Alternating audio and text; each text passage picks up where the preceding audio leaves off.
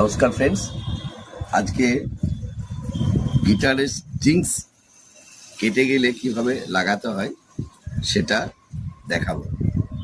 তো এটা এই 2 নম্বর স্ট্রিংটা কেটে গেছে, এই অংশটা আমি খুলে নিলাম, এই ওপেনার দিয়ে পিনটাকে তুলে নিলাম, এটাকে বের করে নিলাম। পরে আমি একটা নতুন স্ট্রিংস নিলাম। আমি প্রথমে একটু স্ট্রিংটাকে ব্যান্ড করে দিলাম, এইভাবে আমি এই হোলটাতে ঢুকালাম। চ্যানেলের মতো রয়েছে একটা, এই চ্যানেলের দিকটা আমি স্ট্রিংসের দিকে দিলাম, দিয়ে স্ট্রিংটাকে একটু উপরের দিকে টেনে নিলাম। কি হোলে স্ট্রিংটাকে ঢুকালাম, ঢুকিয়ে ইউ টাইপের বেন্ড করে দিলাম। বেন্ড করে এটাকে আবার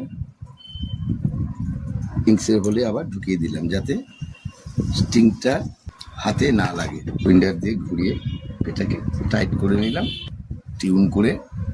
যারা নতুন গিটার কিনেছে তাদের এই প্রবলেমটা হয়, তাদেরকে স্ট্রিং চেঞ্জ করার জন্য গিটারটাকে আবার গিটার শপে আনতে হয়। তা পারলে নিজেরাই চেষ্টা করুন, এটা বিগিনার্সদের উদ্দেশ্যে।